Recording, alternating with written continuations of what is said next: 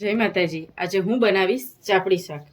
તો તેના માટે બટેકા અને રીંગણ, ડુંગળી, લસણ આદુની પેસ્ટ, ટમેટા, લીલા ધાણા, તેલ મોણ માટે અને તળવા માટે, ઘઉંનો કકરો લોટ ભાખરીનો આવે એવો લીધો છે, મીઠું, બેઝિક મસાલામાં આપણે મરચું, હળદર, ધાણા જીરું, હિંગ, રાઈ, જીરું અને અજમો લીધો છે। અને શાકની થિકનેસ સરસ આવે તેના માટે આપણે 2 ટોસ લીધા છે, તેનો ભૂકો કરી લઈશું। તો હવે આપણે ચાપડી અને શાક બનાવીશું। તો શાક માટે તેલ ગરમ થઈ ગયું છે, તે આપણે ચેક કરી લઈએ। રાઈ,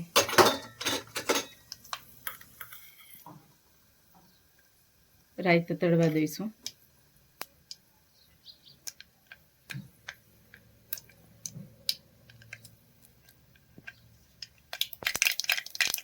હવે જીરું એડ કરીશું, એટલે તેમાં હિંગ અને આપણે ડુંગળીનો વઘાર કરી દઈશું।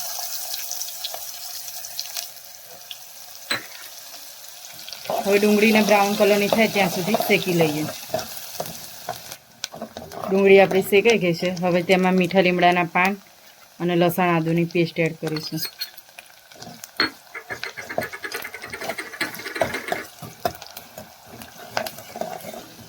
લસણ આદુની પેસ્ટ સરસ શેકાઈ ગઈ છે। હવે એમાં આપણે ટમેટા ઝીણા કટિંગ કરેલા એડ કરીશું અને તેને સરસ શેકી લઈશું। ટમેટામાં પાણી હોય છે એટલે તેની સાથે મસાલા શેકાઈ જાય તેના માટે આપણે મસાલા કરી લઈશું। તો હળદર પાવડર, લાલ મરચું પાવડર, તીખાસ પ્રમાણે તમે લાલ મરચું લઈ શકો છો, અને ધાણા જીરું પાવડર। બધી વસ્તુને આપણે ધીમા ગેસે શેકી લઈએ। હવે તેમાં થોડું મીઠું એડ કરીશું। જો તમારે ગરમ મસાલો ખાવો હોય તો તમે એ પણ એડ કરી શકો।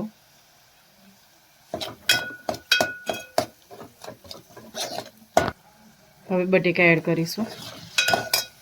તમે બટાકા રીંગણના શાકના બદલે મિક્સ દાળ અને ચાપડી પણ બહુ સરસ લાગે છે, ઊંધિયું અને ચાપડી પણ સરસ લાગે। અમે આજે બટેકા રીંગણનું શાક અને ચાપડી બનાવીએ છીએ।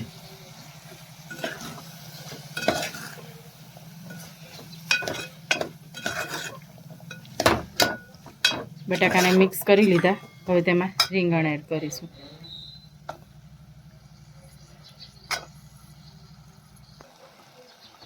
હવે બધી જ વસ્તુને મિક્સ કરી લઈએ।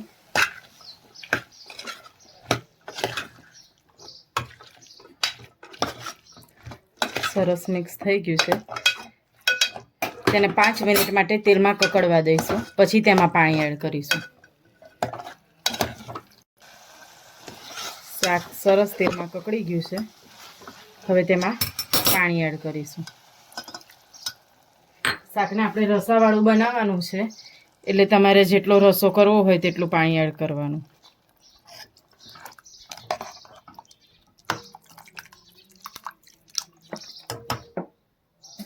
હવે તેને ઢાંકીને આપણે ચડવા દઈશું। હવે આપણે શાકને ચેક કરી લઈએ। બટેકા સરસ ચડી ગયા છે, તો હવે તેમાં આપણે થોડો ટોસનો ભૂકો એડ કરીશું।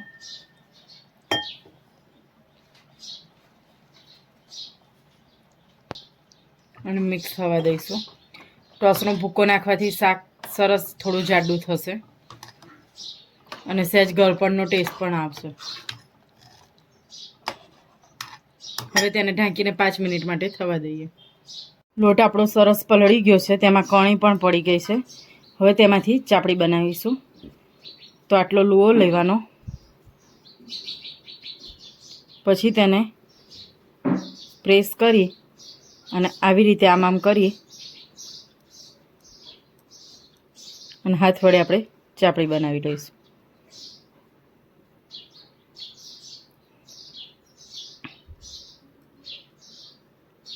તો આવી રીતે ચાપડી આપણી બની જશે।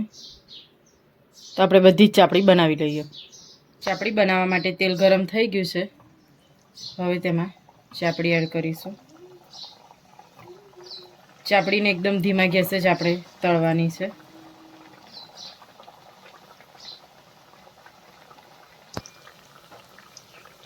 ચાપડીને આપણે એક સાઈડે સરસ થોડી ચડી જાય પછી આપણે બીજી સાઈડે પલટાવીશું.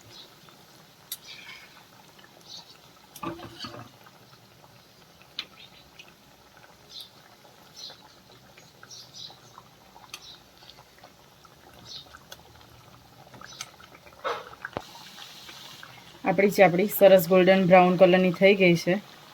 તો હવે આપણે તેને તેલમાંથી કાઢી લઈશું.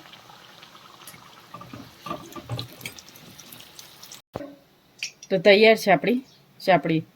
હવે આપણે તેને સર્વ કરી લઈએ. પાપડ ચૂરી બનાવવા માટે પાપડ આપણે અડદના તળી લીધા છે. તેમાં મસાલા સિંગ એડ કરીશું અને સેવ એડ કરીશું. હવે બધી વસ્તુને હાથ વડે મિક્સ કરી લઈશું.